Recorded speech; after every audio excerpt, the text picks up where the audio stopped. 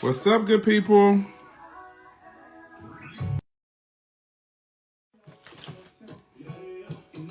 There we go. Hey, everybody. I hope you're having a great evening. Welcome to ID Talks with your friend, your brother, your nephew, Cheston Green. Listen, I'm going to get right to it today because y'all know how I do. I'm really excited tonight because I have a really cool special guest who will be joining us. But before I get there, I see he's already in the room. If you have, this is your first time watching, feel free to share it. Feel free to tell somebody about this show. And it's going to be fun, it's going to be interactive, but it's also going to be informative. So ID Talks is a show where we talk about, we talk with creators, but we talk about purpose, calling, and identity. And I am featuring a special guest tonight. His name is Patrick O'Neill, and we'll be talking with him shortly. But before we talk to him, I want to jump in, all right? So we have something called the Creatives Corner. So the Creatives Corner is just a moment of inspiration or intelligence or information. So tonight's Creatives Corner is called Hobby or Business. So every creative, and this is my own 2 cents, this is how I see it. Every creative should have a tax ID number and a business if they plan to take their creativity or their craft seriously. This can take your creativity from hobby to business, okay? So it is very easy to do. If you don't have a tax number, you can go to Google and search for EIN number, and you can find out how to register for one. The instructions are online. And then you can also Google your business name, the name that you are intending to run as a business, and find out if someone is already using your name. If they're using your name, then you can't use that name. But if they're not, then you can go and register, and those instructions are online as well. So I'm going to patch our guest in. And yep, there we go. So Patrick O'Neill is the owner and operator of Dream Launch Studios. He is a singer, rapper. I'm just going to say performer. He is a videographer, a photographer, a sound engineer, and much more. His business is located in Woodlawn, Maryland. So if you need affordable recording sessions, he is the guy to go to. Patrick, what's going on tonight, bro? What's going on, man? Good to see you. Same here, man. I'm excited to have you. This ID Talks is again, we're talking to not just Christians or not just people that do like gospel stuff. We're speaking to people who are believers who also operate in the realm of creativity, and they make money from it. And so I think a lot of times we think of creatives or we think of creativity and we think of the people who are in the front. Patrick, tell me if I'm wrong, but you do a little bit of everything. You're in the front and in the back. Yeah, I don't know how I got like that, but that's what it is. So Yeah, so I'm going to talk about those things, but before we jump into that, we want to have some fun. So, Patrick, correct me if I'm wrong. I know you sing because I've been seeing your videos of you doing covers, right? But do you rap too? yeah, it started off just like at school, like growing up in Baltimore. It's just beating on the lunchroom tables on the bus. Like everybody had to take a turn freestyling, so like it was just like that. You know what I'm saying? And then like I don't know, we just everybody was doing it and just easy. I don't know. Gotcha. Okay. Well, we want to put you to the test tonight. So Patrick doesn't know this is happening. So the first thing we're going to do is we always do a game to break the ice. So tonight we're doing word association. So I'm going to give you 5 different words. You have to either sing or rap a real song. Let me rephrase that. A song that is already written and recorded somewhere, whether you recorded it or somebody else recorded it, right? And you have to do that within 7 seconds. Are you up for the challenge? Say it again, because I got ADD.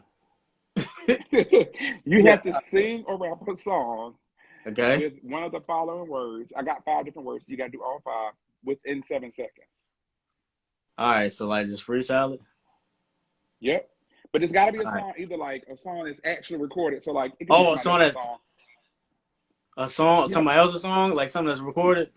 Yep. Oh Lord, I'm terrible at that. Okay. Hey, let's go. It's gonna be All right. horrible. Well, listen, you're giving your best effort. Let's see what Yeah, happens.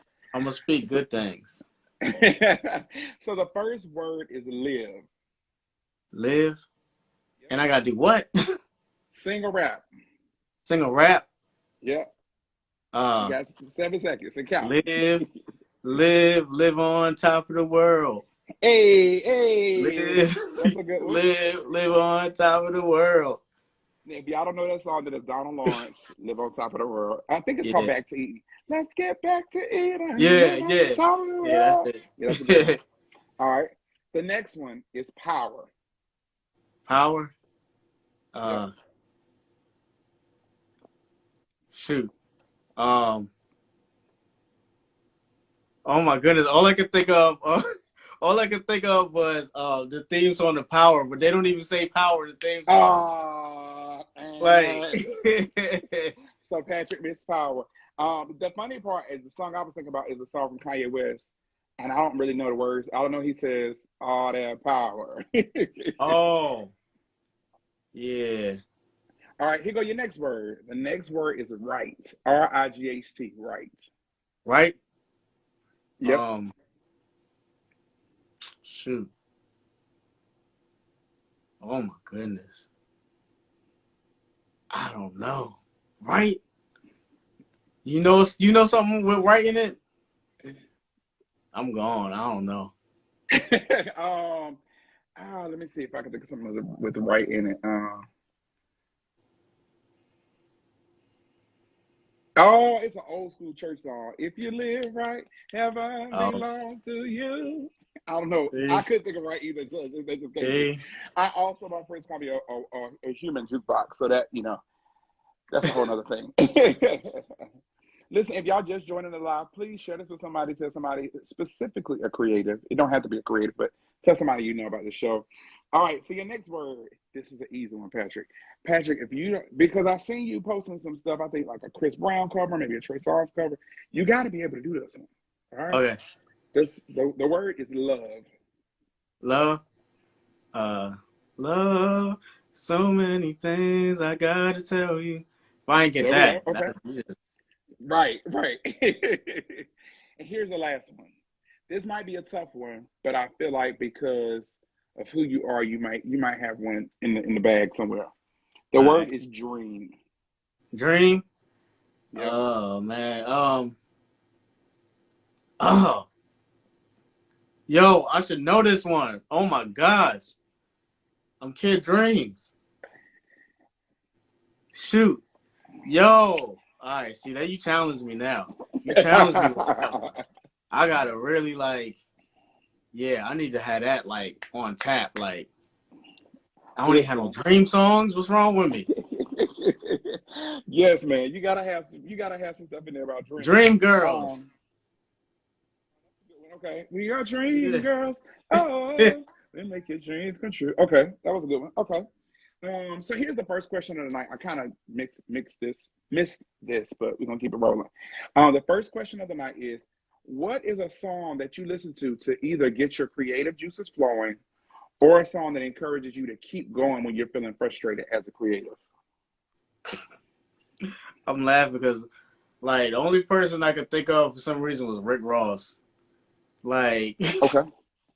his music, if you can filter through like all of the filth, it's a lot of like motivation in there. And like even with hip hop period, like it's and that's why it's good like exercise music. Like it's a lot of motivation in there to just keep moving and just keep like grinding and like hustling. Like you know what I mean? It's a type of genre where like it's like dreaming forward. You know what I mean? So like Okay. I'll probably put on some hip hop to be totally honest with you. If, you So if know. you had one song from Rick Ross that was um, that I could use as an edited version that ain't talking about drugs and like sex, could you give me one Yo, or a I different don't artist that might know. have something positive? Okay. I don't know. Shoot. Yeah, I don't know. Okay. I couldn't even give it to you. But that's So my I want answer. you to think on that because I want to come back to it. So for those who are watching for the first time, have created a playlist, a creatives playlist for season one, and it has songs that I've chosen. But I'm asking every one of my guests to add a song to the playlist, and so you can go to my bio on Instagram, and I believe my bio on Facebook as well. It should be a link tree link there, and if you click on the link tree, there is a playlist for Apple Music, and a playlist for Spotify. So if you need some creativity, if you like playlists, please go follow, go download it, and tell somebody you know about it. So Patrick, tonight this is a fun conversation. It's easy. Oh yeah. I mean, we have conversations, so we know how this goes. But tonight this whole season is talking about identity and what it means to you, and kind of how we move as creatives as it relates to our identity. So, the first real serious question of the night is, what does identity mean to you? Yo, identity, like off the top, right? It's basically like characteristics to like kind of like describe yourself or like describe a person, right? Um, and more like unique characteristics. You know what I mean? Um, that's kind of like what it is to me. And I feel like, but I do feel like like your identity isn't necessarily who you are, because like especially nowadays people identify with whatever they feel comfortable with. You know what I mean? So it's getting kind of like identity and who you want to be or who you wish to be in this day and age is starting to blur together a little bit. But that's pretty much what it means to me. Okay. Um, so how would you identify yourself? Like if you were talking to, someone who didn't know you, how would you describe yourself? Man, first thing I'm gonna always say I'm a child of God, straight up. You know what I'm saying? Like that's just off the rip. Like I'm a child of God, um, and everything I do is through some type of prayer. And I don't necessarily mean like prayer like on your knees or whatever, but just on some, Hmm. yo, God, what's up? Like, I'm going to Burger King or am I going to McDonald's? Like, you know what I'm saying? So if I'm tapped in with God like that, then I'm good. You know what I'm saying? So I mean that that that's my answer for that for real. Yeah, that's what's up. I agree. Um, so speaking of, having that whole tapped in mentality, my next question is, when did you discover your purpose? Actually, before we even go there, let's talk about all the stuff you do, because you do a lot. So, do you write your own songs? Yeah. So, singer, songwriter, rapper, videographer, business owner, studio engineer. I remember at one point you were doing like, and correct me if I'm wrong, but you were doing like 24-hour mixtapes or something where you were like Oh recording 24 hours yeah. straight. Oh yeah, that's fun. Um, Yeah. so what is it? Is there anything I'm missing? Like, Uh, I was trying to make sure I capture everything, and I'm like, I don't know if I'm yeah. catching it all. No, I'm lucky. I'm blessed that it all kind of like goes together.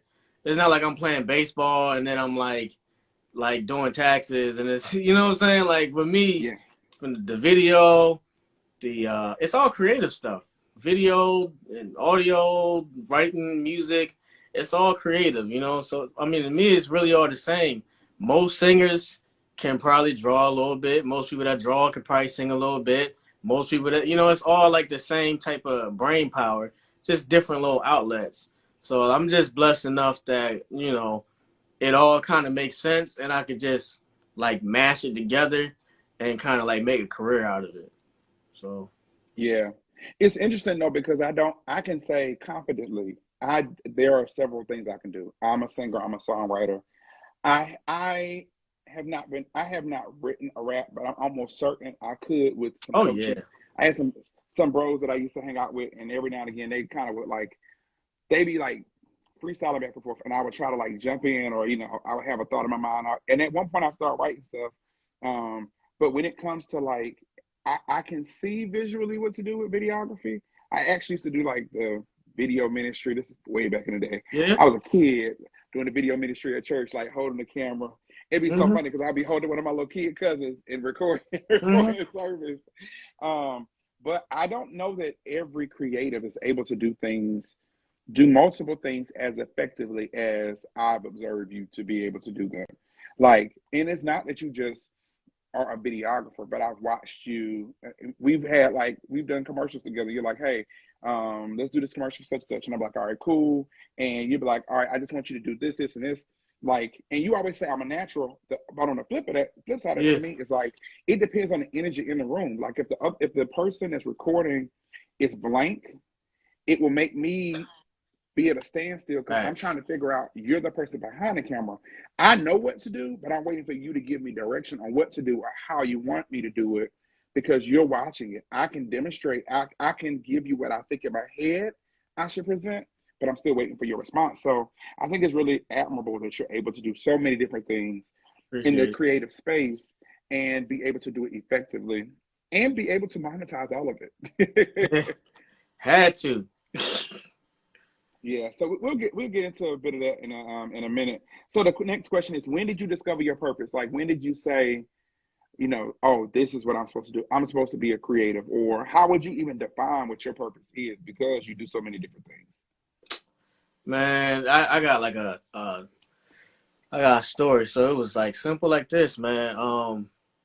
My grandmother was murdered inside of her house when I was young. Crackhead killed her for like $20. That's all she had. What?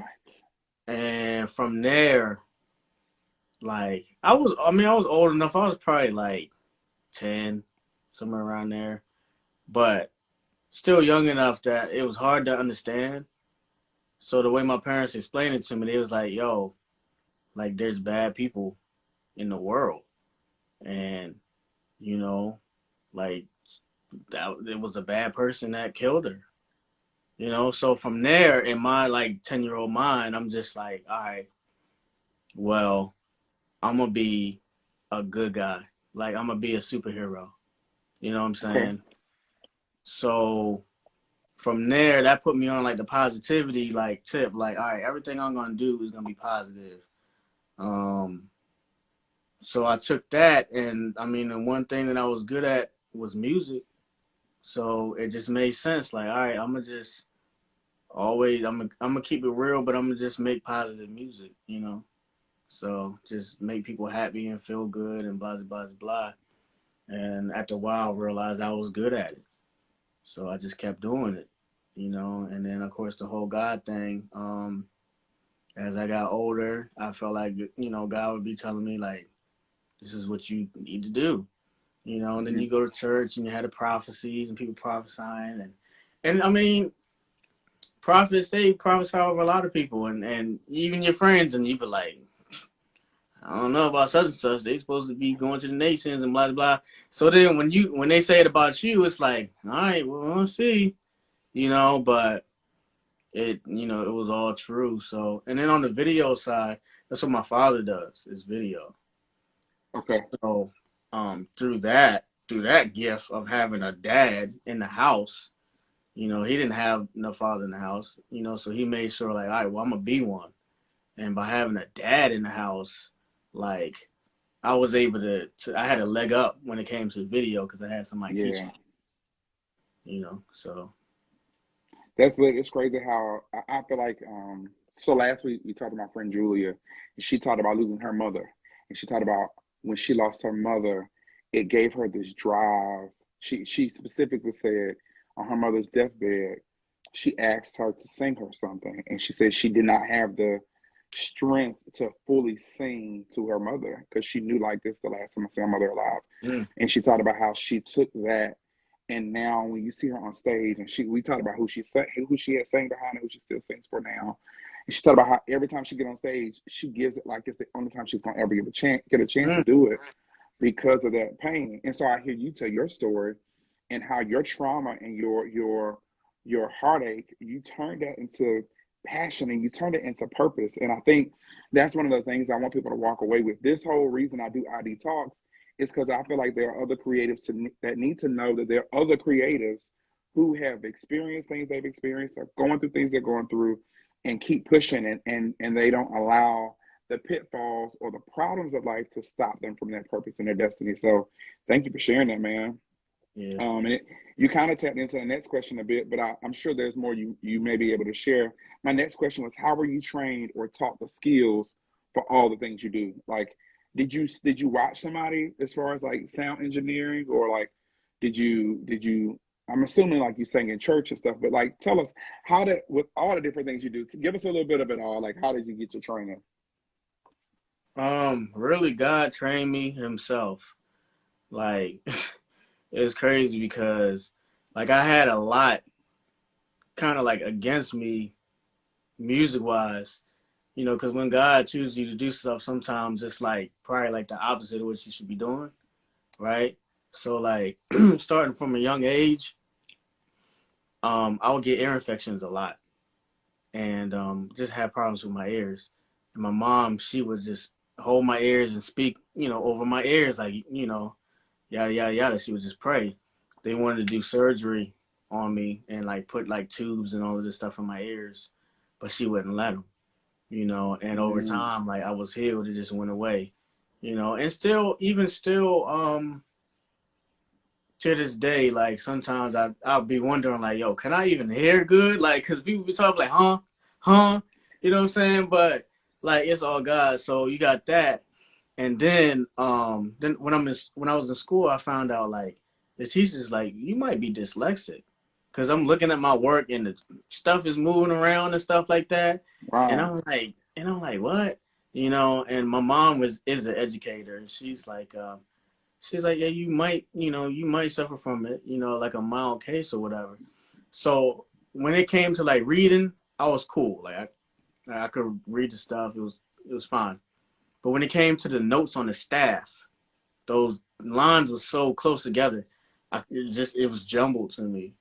So I never read music. So I literally was in Mm. school just listening. Like in middle school, I'm listening, playing the saxophone, I'm listening, and then I'll just play it back.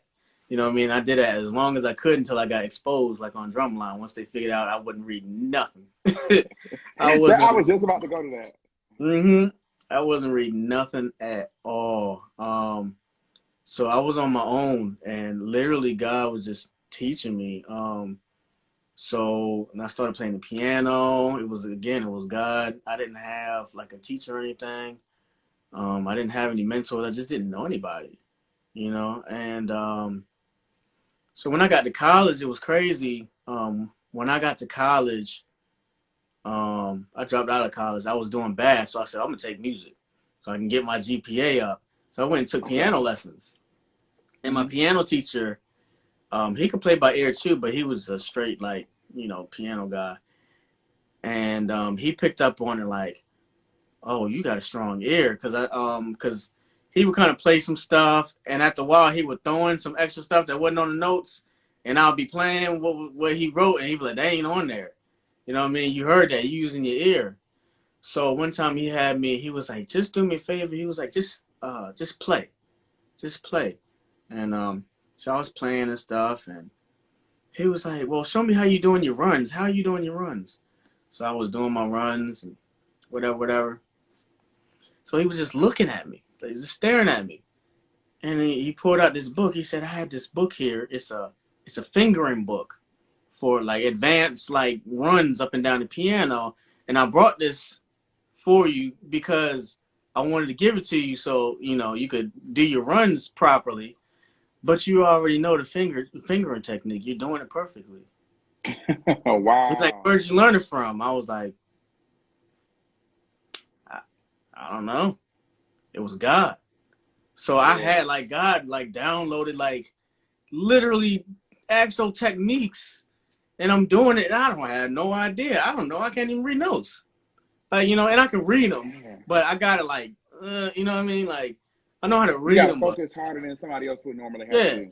I ain't just gonna be sight reading just and playing. I got like magnifying glass. But Yes. yeah, that's kind of And how I sight learned reading ain't for the faint. I used to play clarinet and I used to sing. I sung in that. middle school and high school. And sight reading ain't for the faint of heart. Like you No, gotta really pay attention. You definitely gotta pay attention. Man, that's crazy. But like you said, it's God. Like there are some things that are not explainable. I just heard somebody say this on Instagram yesterday or something. The lady was like, a lot of times as people, when God calls us to do something, we're looking at what we don't have. When God Mhm. isn't asking for what we don't have, He's only asking for what's in our hands. And so Yeah, she just went through the list of like, he asked Moses for what was in his hand. What was in his hand? A rod. She just started going down the list of all of these different Mm. people. What was in David's hand? It was a harp. I'm like, yo, she really making a good point. And it was like a 30-second Mm-hmm. reel, y'all. And I was like, yeah, that's good. So you took exactly what was in your hands and just made it work. So Yeah. that's amazing, man. Which I almost feel like this question you may have already answered it, but I don't know, so I'm gonna still ask it. What's one challenge that you had to overcome to become who you are, as you are now? Um, not being like everybody else. You know what I mean? Like, shit. Like, I don't know. Baltimore kind of is kind of crazy, man. Like, you know what I mean? And it's just a lot of stuff you can get into real quick. You know, and like I've always been in church, but I was never no church boy. Like, never. You know what I'm Mm-hmm. saying? Because even in my household, like my mom grew up in the church, my dad was from the streets. So like I'm a daddy's son. Like I took after him, but at the same time I'm going to church because he's like, you gonna go to church. You know, he gonna stay home, but you gonna go. So all right.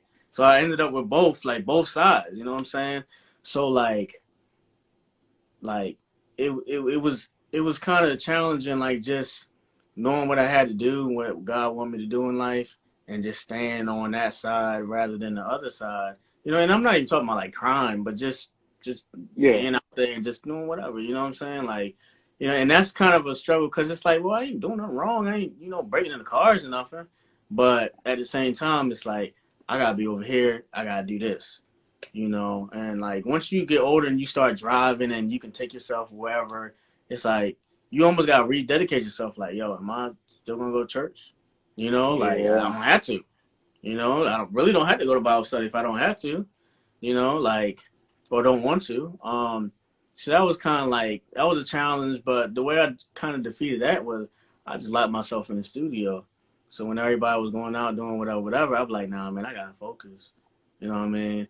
Like I just stayed away from substances because I'm like, yo, I can't be on those substances because it's gonna mess up my focus. yeah. Maybe somebody else, y'all can handle that. I can't handle that. I'm not trying to be out here smoking nothing because I'm gonna be all day. That's all I'm gonna be doing all day. So I said, all right, I ain't never gonna start. Drinking too. Like, all right, I'm good. Like I don't want to be drinking because I'm gonna enjoy it too much. You know what I'm saying? I got work to do, so I just Yeah, try to just leave it alone. Just period. You know what I'm saying? So yeah, man, that's amazing. So if you were just tuning in, this is Patrick. Patrick is the business owner of Dream Launch Studios. It is a really one-stop shop, honestly, for what you need. You can have. I shot a music video there. I've used it for rehearsal sessions. I recorded some spoken word pieces for my upcoming EP. There's so many things you can do, and I feel like I'm grateful because I met you through Selena. yeah, Selena, she connected us, and I feel like I've been blessed, like to just be able to work with you since we've been doing the thing. So, yeah. um, Likewise. I feel like before I go on to more questions that I've written, one of the things that just popped out to me is what made you start a business though? Like, what made you say, okay, I have all these creative talents. I'm gonna make a business out of this. I'm gonna make some money off of it, and not like a lot of people say they're Hmm. gonna make money, they're gonna start a business, right? But they don't have their ducks in a row. Point point point to be made. When I first started, when I first moved here, and I started recording music, I actually started reading a book, two books. One was called, I think, The Business of Music, and the other one is um, like The Business of Black Music. Two different books, and that's how I Yeah, learned about having a tax ID and how to have your business name and how to like start doing the business, how to keep all your receipts so that you could be able to actually like write off things and like operate as a business. So, bro, what in the world like inspires you to actually buy a space and house a recording studio? I got the easiest answer for you. You ready? Yep. I never could get a job. That's Okay. it. I never had a job. I could never get one. I had like little part-time stuff years ago, but I could never get a job. I would never get them. I would apply. I would get to the last person, and they'll always pick the other person. They always pick Johnny. They would never pick me, and I just so like after a while, like I was just like, yo, uh, like I'm gonna just keep on doing what I'm doing. I had to. I had no other way of making money. Like it had to work. Literally had to. So that was it. Like I was like, yeah, that was it. So did you start like recording first and then got the building? Like, take us on the journey. Like, where did you start and then how did? So clearly you Man, were applying for jobs, it wasn't working. So what did you do to get to being in the building you have in Woodlawn right now? man, I started in my mama's basement. You know what I'm saying? Like, and I mean, I had always been recording people Okay. in the basement. And then once I got my apartment or whatever, I had like a loft in the apartment, and I was recording people up in the loft. And after a while, like I kind of got to the end of my network of people. Like now it's just people I don't know. I'm not gonna bring you in my house and all of this. Like you know what I'm saying? Mm, Like no, I ain't that type of party. So I mean, yeah, like so the videos I was doing videos for people, interview stuff for churches, just getting like little contracts and holding me over. Like I got a contract with this church for X amount, and that's cool until they don't need me no more. And then I find another something, and or this business or that business.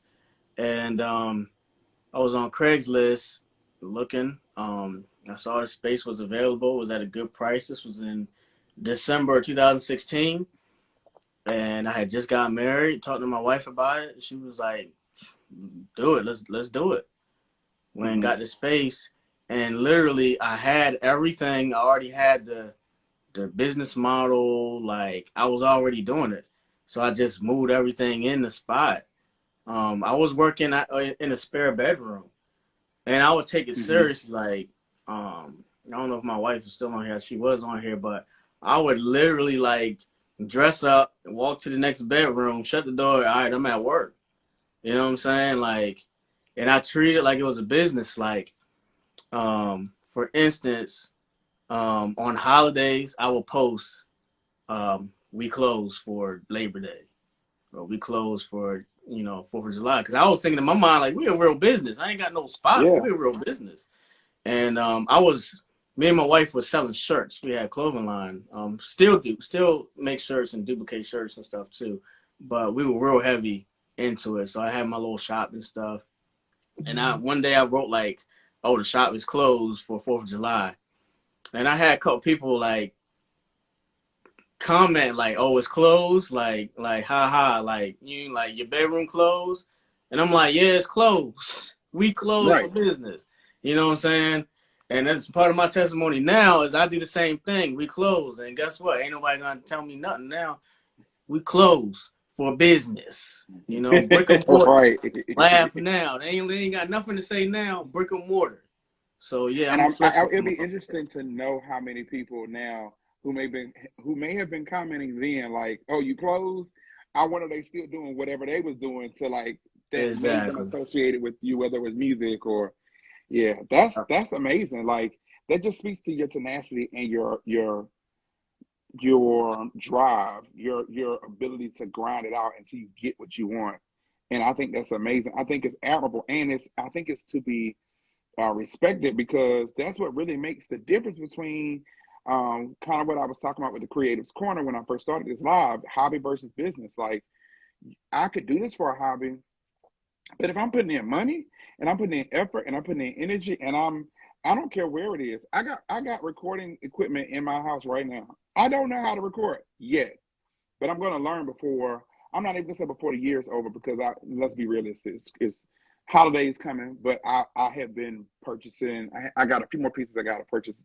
The reason why I haven't been able to record is because I realized I had some pieces missing when I bought it from the person I bought it from. But you got to be about your business. So Yeah. kudos to you, man. So what else? So tell us, what all do you offer? Like, I've said it, but I want you to share it so that it can be more accurately explained. Man, I'm trying to niche it down a little bit because at first, like I was offering everything because like I need the money. Like it's a lot of it's a big flip to flip that office suite every month for years. So I was under the mindset like everything that I can do that I know that I can do, I'm finna to do it. I'm finna do all of it. But I'm narrowing it down to video content. Um, like it's kind of like two sides. You had a studio, and then you have like the entertainment side. So I'm getting ready to separate the brands. The studios is gonna be studio, and then my entertainment company is just gonna focus on entertainment. But for right now, the videos, marketing, artist development, and of course, like recording. So I do a lot of work, a lot of corporate work, which I fell in love with because they pay on time, and it's easy. So I've really been loving that. I'm getting older now, and I'm not as much of a fan of the music. Well, no, it's not really the music, but I don't want to be sitting in the studio for hours with somebody talking about like it's just like, Yeah. all right, enough. You You got a know? family. You want to be home with your boys and not listening to Yes. people just Yes. babbling and stuff that's not Yeah. necessarily Years breaking of just the industry. babbling. Oh. Yeah. So, but yeah, so the videos, whether it be a marketing for a dentist, a lawyer, a doctor, your brand, clothing, shoes, whatever, all of that. Then the whole artist side of stuff and managing people and all of that. So yeah. Got you. If y'all have not seen it, or if you need some proof of his work, I put out a video called Hosanna. We did like a performance shot, and that was shot in the studio. And I mean, we only had literally one edit. It was, can you change the color because we want all of my branding stuff had a certain color. So my manager was like, can you have them change the color? That's the only thing, and then we out of here. I was like, Yep. perfect, and it worked. Like, came in, we shot that joint in like maybe 2 hours. Like, probably Yeah, what fun spent the too. most time. Listen, had a blast. What took probably the most time was I had a photographer come in and they wanted to get certain shots, and like me getting Hmm. dressed and that kind of stuff. Kind of, if you know anything about being a creative and you have a production or a content day, you can go anywhere from 2 to 8 hours to get Oh a yeah. certain amount of content to put out. And so we had great content. It was really a blast. And I don't know, I just had a blast. I look at the video now sometimes and be like, man, it was such a fun Hmm. day. I had my friends in there. Hmm. It was a vibe. So I'm gonna jump back in these questions and then we're gonna wrap this up. Yeah. Another question I have for you, because you talked about, doing studio sessions. I like to think of this little section as like a little flex, because I think every um, some might see it as a flex, but I think you would see it as this is something you were afforded the opportunity to do or to host.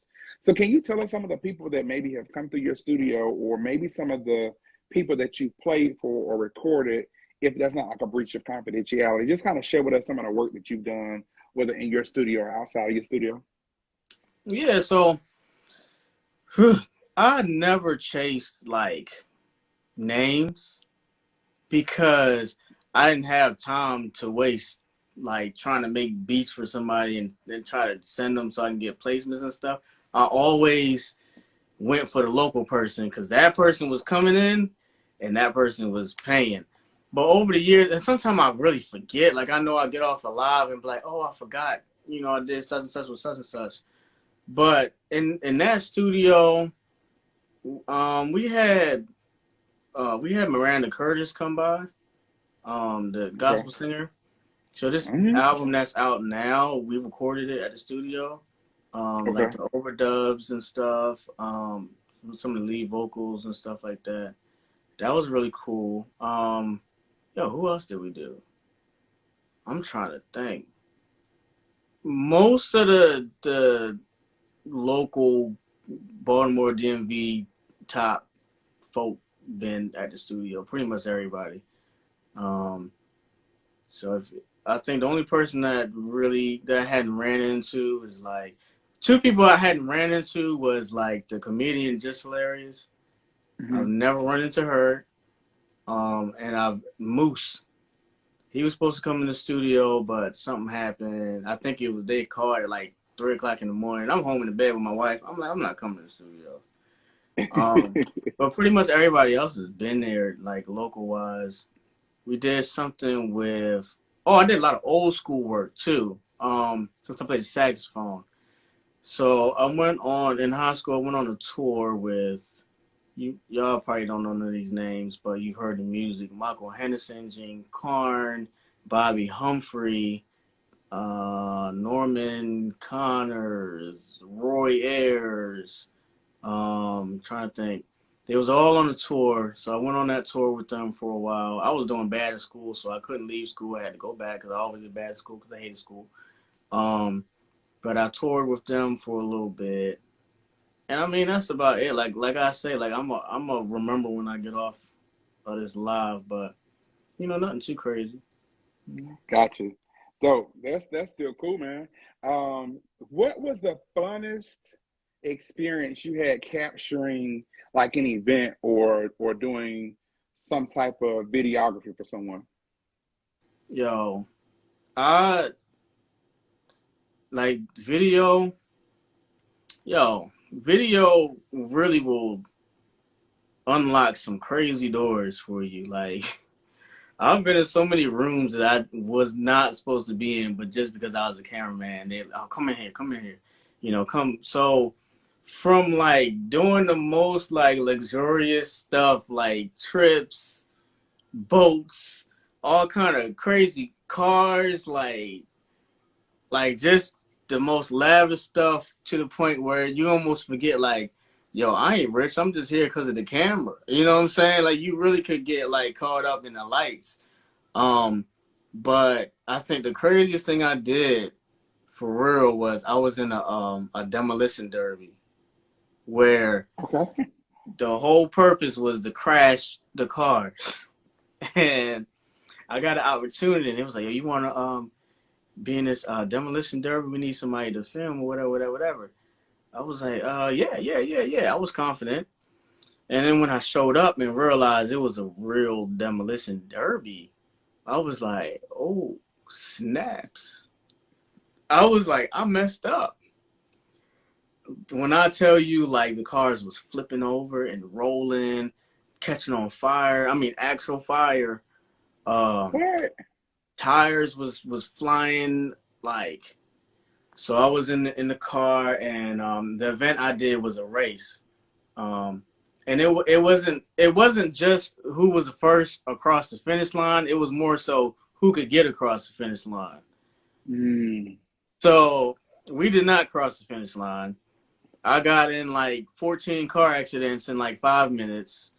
I was terrified. What scared me the most was the guy that I was riding with. He didn't speak much English, and he had a picture of Jesus hanging from his rearview mirror, and he just kissed it, and then just looked at me, and I said, "We're gonna die. We are gonna die. We are gonna die today. I shouldn't have got in this car." And as soon as I got in there, it was just boom, boom, boom. It was just getting hit, just boom, to the point where we couldn't even drive no more. We broke down, and then at the end of the race, what they do is they get a bulldozer and pick up all the cars and just move you off the track. So that was probably the So did you have to most. wear a helmet? Like, how did Yeah, you manage a to helmet, stay in the car? and like a harness, and that was it. Like you had to sign the paper and everything. Like, yeah, Was it worth the pay though? Because I would have been like, Lord, if you just get me out of here. I think I did it for free. What? I think I did it for free. But I tell you what, don't nobody got that B-roll but me. You ain't been in no demolition derby, buddy. That B-roll was nice too. So that type That's of stuff. wild. When I show my demo reel, like this type of stuff I got, you're like, dang, how do you get that? Like you go, Gotcha. you in a airplane, and then you on a boat, and then you in a demolition derby, and then you with this athlete and that athlete and this person. And that's another person I forgot to mention was Lamar Jackson. Like I take his Okay. photos and his personal life and stuff like that. That's a flex. Okay. Shoot. I just had got off the phone with his camp today. Matter of fact, and called didn't want to do a podcast. You know. So Yeah. See, so I'm gonna forget because that's not. I don't even be focused on who I be working with. It's just I just be focused on the yeah, work. You know what I mean? I think it's something to always be able to um like in church we always say to honor those who labor among you. So like I think it's cool to be able to know like not necessarily it doesn't speak I think it speaks to your work ethic in certain instances, but it also speaks to like just the level of um creativity or the like level at which you deliver. So I think it's always something worth talking about. Um, so here's another question for you. Of all your gifts, what one gift, if you had one gift, would you say makes you the most excited? I can't answer that because I look at all of it as a gift. Just my personal viewpoint of uh, being a creative is that's the gift. That is a gift. I don't look at it like I really don't look at it like you can play the saxophone and you can sing and you can I look at it all like the same talent. I really do. So I can't pick one part like I would do music or I would do video. Like I feel like it was all my gift together. Hmm. It's Yeah. beautiful that you say that because we talk about in the scripture where it says the fruit of the spirit. A lot of times people say fruits, and that's not what the Bible says. It says Mm. fruits one. So you just said you have the creativity is the gift. So no matter how you demonstrate that, it shows up in different ways. I think I've never you just actually not just changed the way I think about it, but you actually shifted a bit of my theology or my biblical perspective of creativity being a gift and that being the gift. Because I like you. I've written plays, I've Yeah. directed plays, I've directed I remember shooting my senior year of high school. I shot I call it a reality show. I was trying to like capture all a day in the life of a senior. So like I got all these little spots and little things, put that together, edited. Some of my own stuff, some of my own graphic stuff I kind of do myself, not all of it. And I don't proclaim to be a graphic designer.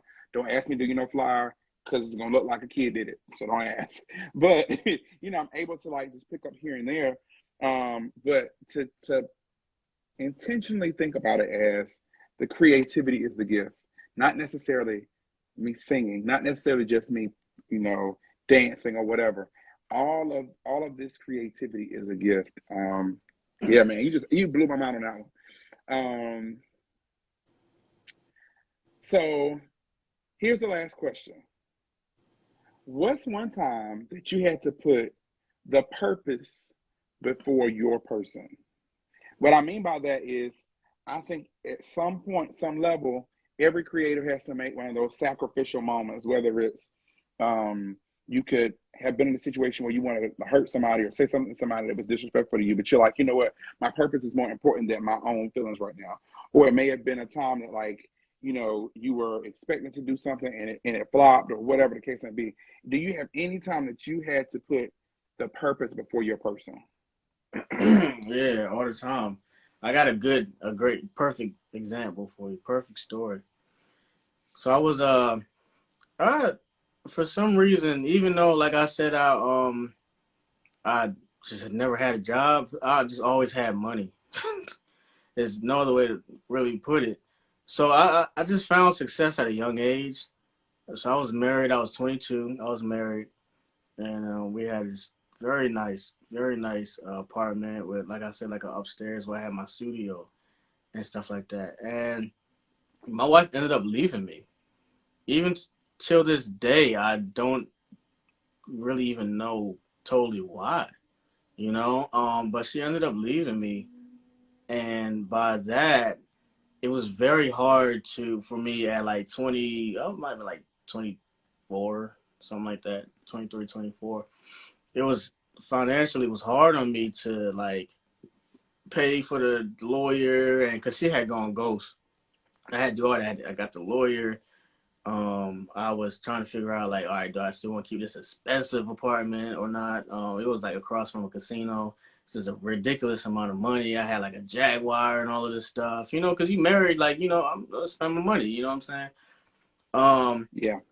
So with all that being said, I came across somebody that was selling a laptop. I needed a new computer, and the guy had a laptop, and he had every program you can imagine, from music to the video stuff to the photoshops to everything. It was a corporate computer. He had all of the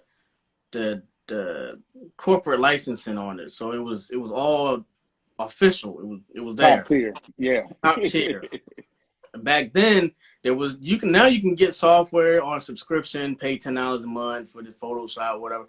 You could not do that back then. You could try to maybe pirate it, but you really couldn't. So when I did the grand total, this laptop was worth about $20,000. And he was like, "Oh yeah, you know, my work gave it to me. I got a new one. I just want to pay. I just want $1,200 for it." So I had a Baltimore Gas and Electric bill, BGE, had stacked up, and it was about $1,200, right? This laptop was about $1,200. It was $1,200. I had about $1,200. So I said, am I going to pay this gas and electric, or am I going to buy this laptop? What you think I did? Bought Bought the a laptop. laptop. Bought the daggone laptop where my power was cut off, right? But I had my laptop though. So I had no power in that mug. I mean, like no refrigerator, microwave, iron. I ain't had nothing. It was just black. I would come home to just blackness, right? And it was really like a crazy time. Like I was really like, you know, fighting through it. And I had recorded this song on that laptop that I bought with no power called "Let Go." Put that bad boy on YouTube, and it was blowing up. This is years and years ago. And I was getting, it was going up about 1,000 views like a day, all the way till it got up to about 200,000 views. We talking about like 10 years ago or so. Mhm. YouTube wasn't even that popping back then. So for me to be getting the numbers I was getting was crazy. And then from that, I was able, from that song, somebody saw me and put money behind a little tour that we went on, like a little East Coast type of thing. And I was able to take my friends. It was about 12 of us on tour. And that was great. And Yeah. all of that came from me buying that laptop. Like if I didn't get that laptop, I wouldn't have made that song. I wouldn't have went on tour. It was just all like a domino effect, you know what I mean? And then to cap the end of that story, right before I opened my office, that laptop got stolen, and I lost everything, all my music projects.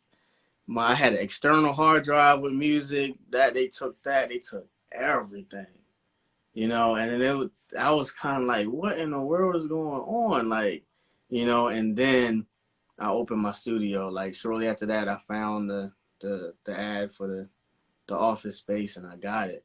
You know, so it was just all levels. You know, God was taking me through and stuff. Yeah. That's deep. That's deep. Well, Patrick, is there anything that you want creatives to walk away with? Like anything on your heart, any kind of like inspirational tidbit you want to share with them before we close out tonight? Yeah, man. Like my whole thing is dreams. You know what I'm saying? Like I just told myself, like in these last couple of years, like I'm just, y'all might as well just call me Mr. Dream. Like Mr. Dream, like from dream launch to kid dreams to everything I'm gonna do is gonna be focused around dreaming. You know what I mean?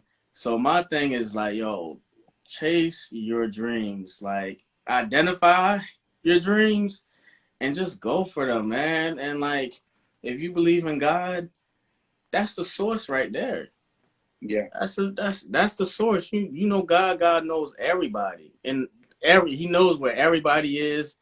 Like, there's nothing that you can't have. You know what I'm saying? So that's my thing is just follow your dreams, and you do that through like what's the word I'm looking for?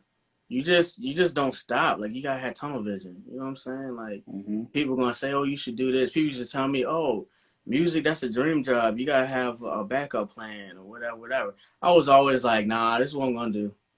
I'm sorry. Yeah. No, you need to. Why don't you do? Nah, this is what I'm gonna do. I'm gonna do music. You know, this is what I'm gonna do. This is what I'm gonna do. Um, so you just kind of got to be relentless, like straight relentless. There's always going to be good days and bad days for any business owner on any level, whether you make $1,000 a year or you make $1,000,000 a year. You know, like the pressure stays the same. Like, I always Yeah. like every level that I went is always I was always like, yo, if I could only just have this, then this. And then I get that. I'm like, yeah, but if I just had this and this, and then you get that. Yeah, but if I just, it's the same pressure through all the levels. The pressure don't change none. And it's Yeah. the same thing. So how do you deal with that? How are you dealing with it now? How you deal with Yeah. it now is gonna be the same way you deal with it if you had 10 million. You know, so that's my thing is the dreams.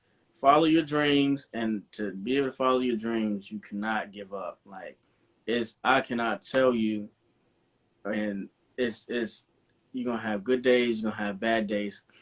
From working with celebrities and people of interest, a lot of people owe me money, and you would be surprised who has money and who doesn't. You know what I mean? So you can't look at other people and like, oh, they got it all together. And don't none of us got it all together. You know what I'm saying? Yeah. Well, none of us do.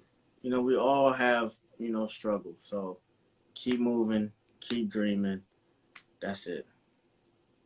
That's powerful, man. Um, so if you guys have not already, please follow Patrick, Kid Dreams. His studio is called Dream Launch Studios. If you are in I wouldn't even just limit it to the Baltimore area. If you live in Maryland, Virginia, DC, Philly, West Virginia, North Carolina, wherever, like, you can come here, come to his studio. I can vouch for him and say I have been. It's been a pleasure working with him. Thank You know what, Patrick? I didn't even tell the story, but I'm gonna tell this because it actually made me respect you more. Me and Patrick had talked about doing some work before, and I don't know. You probably remember this once I start telling it. You forgot the date, and you. so you Mm-hmm. was like, "Yo, I dropped the ball on this." Mm-hmm. I'm sitting at lunch with my friends. I'm like, all right, cool. He's like, next one's on me. I look at my cash app because my friend, my one of my homeboys is like, hey, I'm paying for y'all lunch, but I gotta go. And I was like, all right, cool. And so I looked, he was like, make sure you got it. And when I looked, I was like, whoa, you sent me way too much. He was like, I just sent you the bill. And I'm like, I'm looking at this, I'm like, then I saw the text that said, hey, I sent you something for dropping the ball. And to me, that speaks volumes to who he is as a man, as a businessman, as a believer. So you don't run across these people every day. If y'all need any kind of services, videography, I cannot wait to see. I did my pre-release concert and he captured footage from it. I will say this.